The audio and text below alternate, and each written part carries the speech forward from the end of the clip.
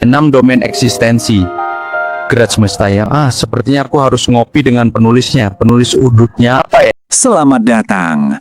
Pernah kepikiran gak sih kalau mungkin ada cara lain untuk memahami alam semesta? Cara yang lebih dalam dari sekedar apa yang bisa kita lihat dan ukur? Nah, di sini saya mau mengajak Anda semua untuk melihat sebuah peta realitas yang saya coba rangkai. Sebuah kerangka untuk melihat segala sesuatu dengan cara yang sama sekali baru. Pertanyaan ini adalah fondasi dari semua yang akan kita jelajahi bersama. Anggap saja ini semacam undangan untuk kita sama-sama menantang asumsi lama dan membuka diri pada kemungkinan bahwa ada jauh lebih banyak hal di alam semesta daripada yang bisa ditangkap oleh panca indera kita. Oke, mari kita bedah konsep ini ya. Inti dari gagasan yang saya tawarkan itu namanya kosmologi intuitif. Ini bukan teori fisika, bukan juga ajaran spiritual yang terpisah. Tapi, coba bayangkan ini sebagai sebuah paradigma baru yang menyatukan keduanya untuk memberikan gambaran realitas yang jauh lebih utuh. Nah, kutipan dari tulisan saya ini sebenarnya merangkum tujuan utamanya. Idenya adalah, kita nggak lagi melihat sains dan spiritualitas itu sebagai dua hal yang bertentangan, tapi sebagai dua bahasa yang berbeda untuk menjelaskan satu kebenaran yang sama. Jadi, anggap saja ini undangan resmi dari saya untuk Anda. Sebuah undangan untuk melakukan ziarah batin. Di perjalanan ini, kita nggak akan pakai teleskop atau mikroskop. Tapi kita akan pakai intuisi kita sebagai kompas untuk menavigasi peta realitas yang mungkin selama ini tersembunyi dari pandangan kita. Oke, sekarang kita masuk ke kerangka utamanya nih. Ini adalah cara saya membaca ulang sebuah ide klasik yang mungkin sudah sering Anda dengar, tapi kita akan lihat dari perspektif yang sama sekali berbeda. Nah, coba deh perhatikan pergeseran maknanya di sini. Kalau pandangan tradisional bilang penciptaan 6 hari itu kan soal waktu ya, kronologis. Senin, Selasa, Rabu, dan seterusnya.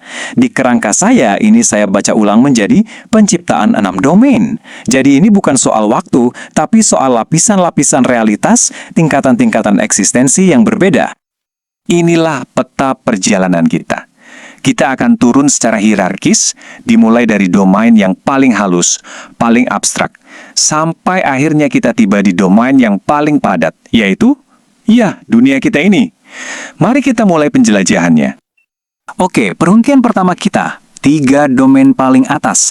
Anggap saja ini adalah alam-alam yang sepenuhnya non-materi, fondasi tak terlihat dari semua yang ada. Kita mulai dari puncaknya ya.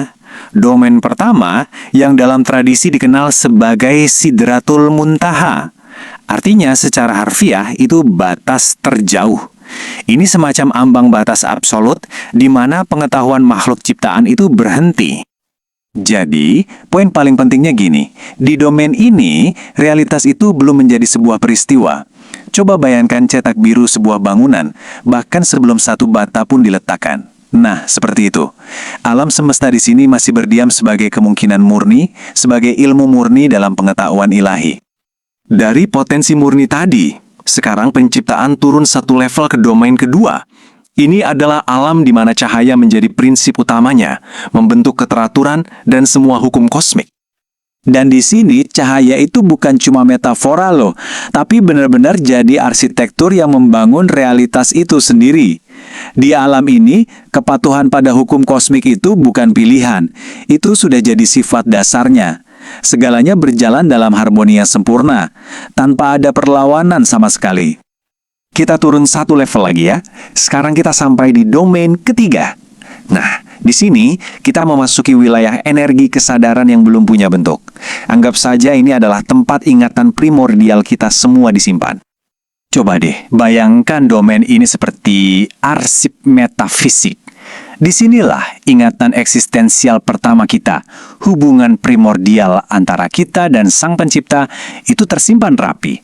Jauh sebelum kita punya badan, ruang, ataupun waktu. Nah, perjalanan kita sekarang mulai mendekat nih ke dunia yang kita kenal.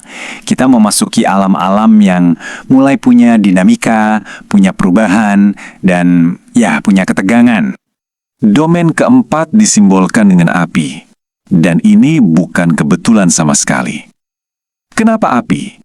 Karena api itu adalah energi transisi yang sempurna, jembatan antara yang super halus dengan yang padat. Di domain inilah, karena sifat apinya, kemungkinan untuk sejarah, konflik, dan pergerakan itu mulai terbuka.